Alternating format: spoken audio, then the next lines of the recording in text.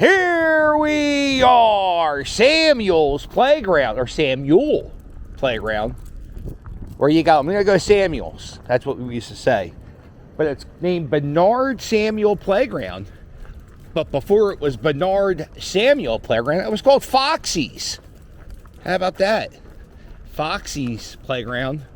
Or was it Fox's? No, I'm going to go with Foxy's because I think that's right. And let's see. Come on, Rick the puppy. What the hell? Sprinkler system? City playground? Well, I guess you know what it is. Here, Rick, let's not go into brand new grass.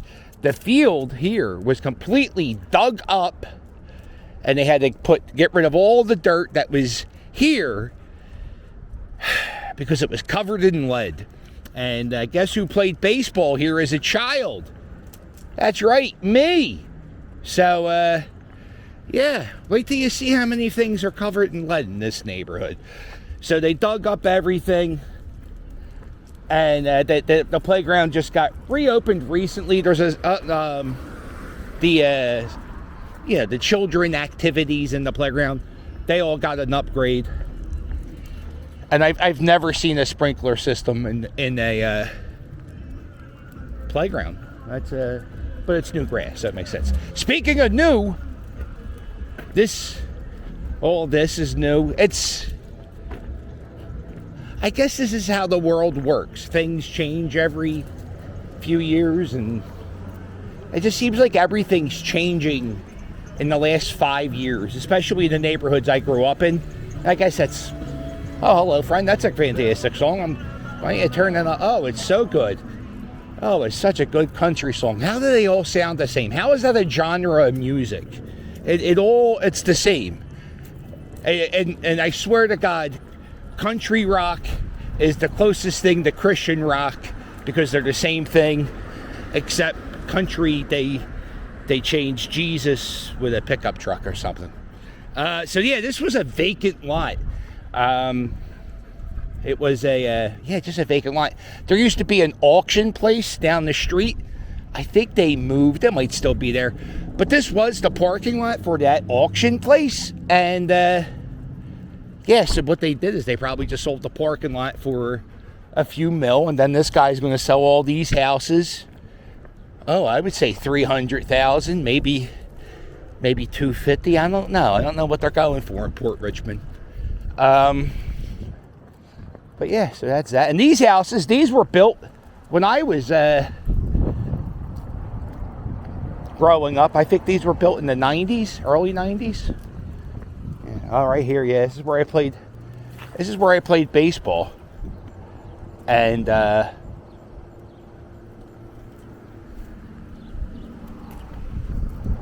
I'm just thinking about how my school was covered in asbestos. Two of the playgrounds I played baseball in, like I definitely slid head first in some of these fields. Probably got a little bit of playground dirt in the mouth. All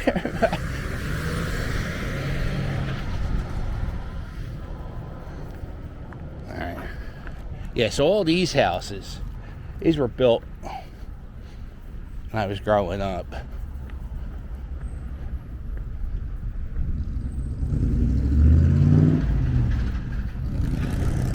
Go down. Oh, that pickup truck was cool. You go up down here, you go about 2, 3, 4 blocks, you're going to hit Aramingo Avenue. And back in the day, there was a lot of slaughterhouses and a lot of industry going on back here. The Delaware River, maybe a mile that way.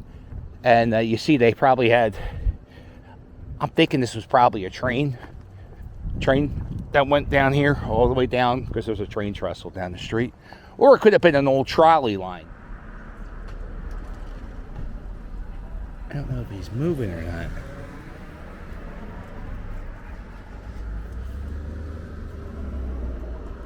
Okay. All right, he's moved.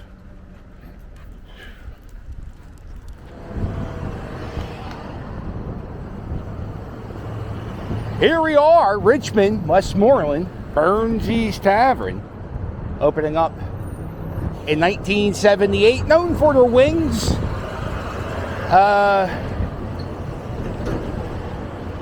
They're good. The wings are good.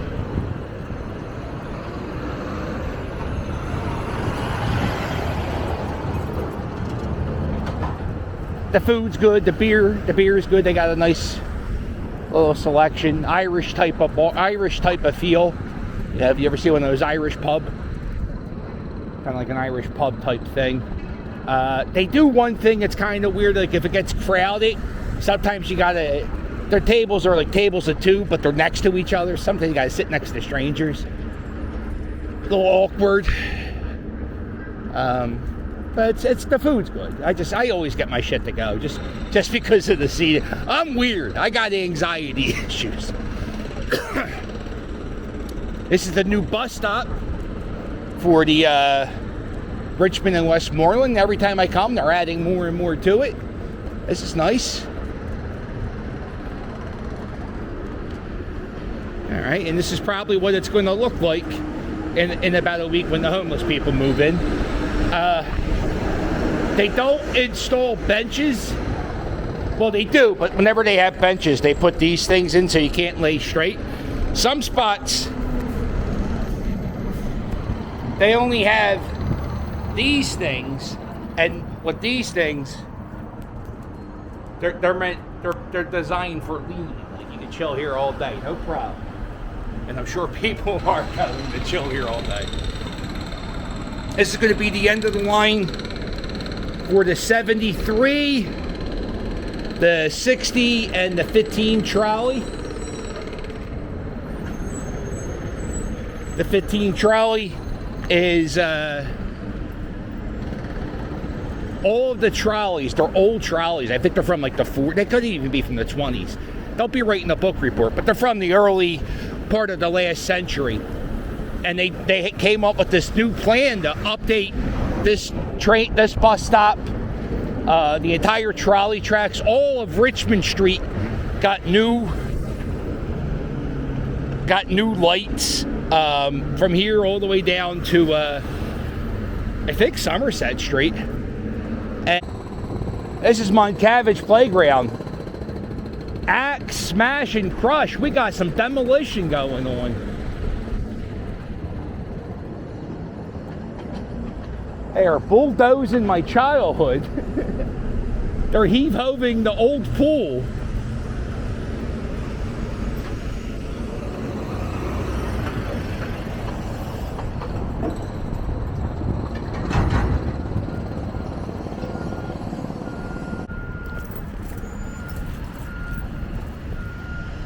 There it is.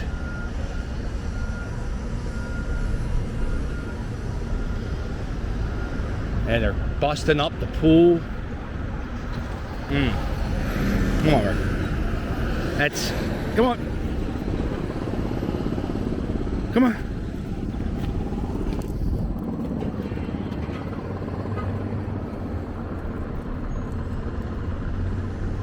So this playground,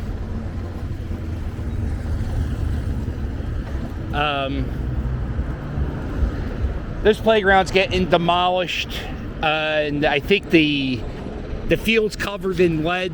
I'm sure the water I swam in was full of lead. The tennis courts,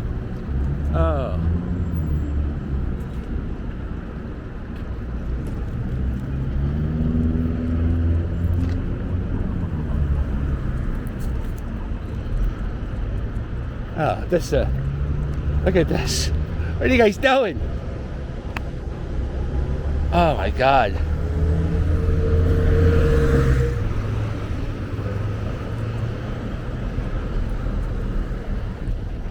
There it is.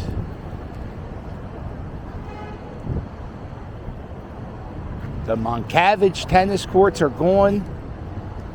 We're chopping down the pool poles.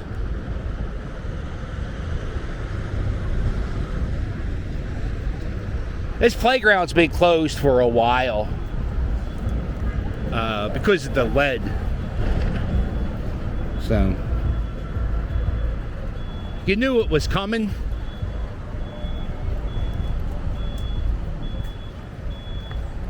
It's still a little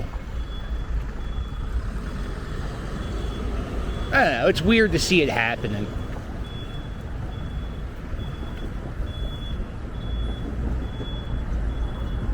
This is the Bear Elegance go-go bar. Full nude, bring your own beer. That's a rule we have here. If you want to if you want to see women with their bottoms off, you have to bring in your own beer. We can't serve you beer, but which I find if you can BYOB, you bring in more and drink more because it's cheaper. Not sure if it's the safest idea. I went to 2 bachelor parties at that go-go bar. I don't know what that says, but where you want to go? You want to go to Club Risque? You want to go to Delilah's Den? Delilah's Den's a high-end one. No, let's go to the Dirty 30. Old Polish Market. I think Robin Williams went into this store in the 80s. He was making a movie called Moscow on the Hudson, and he played like a Russian who, what's that word when they leave a country? He wanted to, I hate that.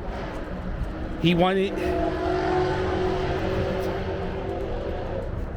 to denounce, that's not the right word.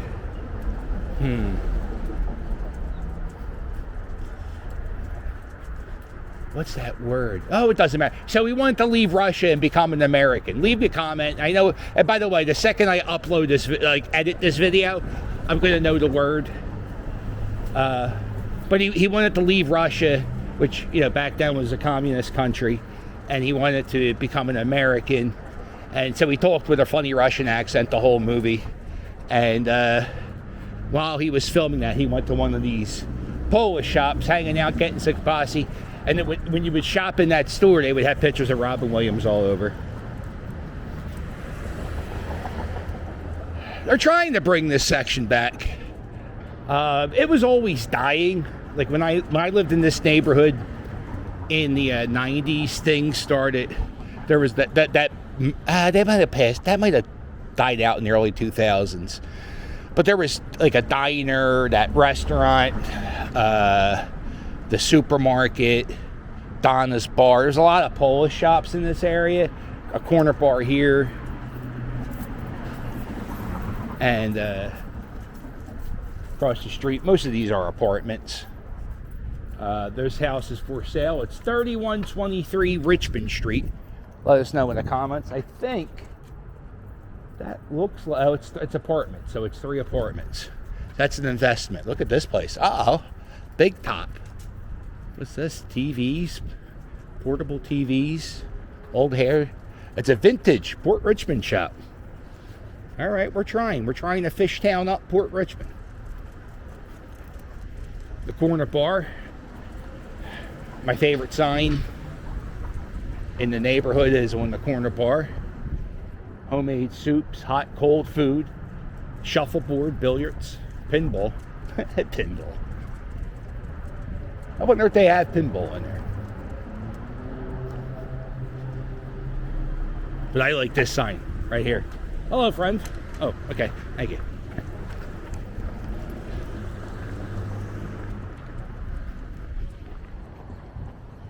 Right there.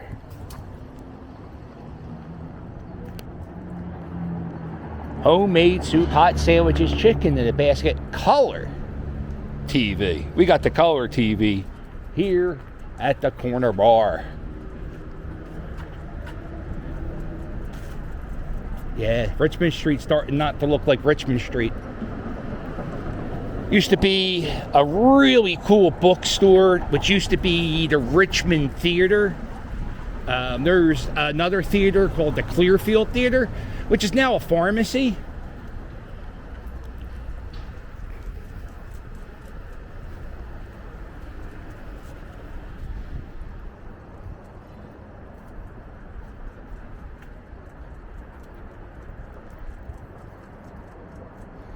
Here's a Polish bakery.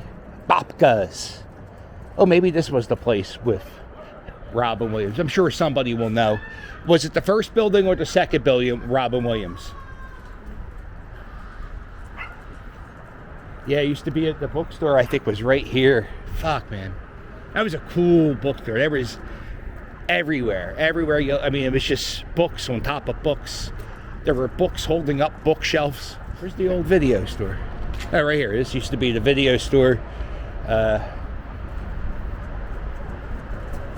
didn't go to that video store. I don't know why we never went to that. We went to the video store at Aramingo Avenue. And if you're under the age of, I guess 15. I used to manage a video store. Look at this little. I used to manage a video store in the early 2000s. And so I know my daughter would know. She's 21. There's another flower shop right here. So I'm thinking like 15-year-olds have no idea what a video store is. But you would go rent movies. You can't. Nothing was on demand. Isn't that crazy?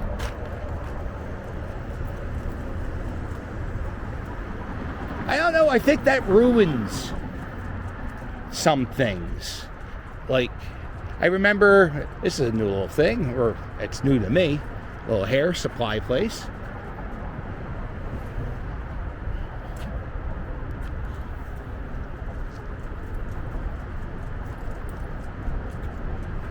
Yeah, I remember like when an album would come out, I remember I would go to a store and you would look for the store to have the album. Sometimes the album would be sold out. And so you had to go to another record store if you're looking for a DVD, you know? You would have to wait for the day it came out. And now you don't even have to, it's instant gratification. Please, if Rick the Puppy, you hear this old man ranting about how technology ruins things? I really think it does. I also think gambling being normalized and the fact that we could just go on the phone and gamble and not have a bookie, I think that changed the world. I think something happened, and the way that gambling is just normalized at sporting events, it's I don't know. I don't like it. I don't know why. I don't gamble, but I just don't. I go to baseball games and people bet on that at bat. So I remember we were sitting up in the nosebleeds. A guy was like, "Yo, I'm gonna bet $100 that Alec Bohm hits a home run, and if he does, I get $3,500. Everybody's getting a beer." So we were all invested on this at bet, and you know, Alec Bohm pops out because that's how it goes when people bet. And so the guy just lost $100. You know, back in the day, if you had a bookie, I don't think you would even be able to get that bet in. You know, you would take some time. You got to call the bookie. He might be eating dinner. So my buddy Butch from Antioch, every game he bets the first inning nobody scores a run. At every game he bets that. Come on, Rick the Puppy.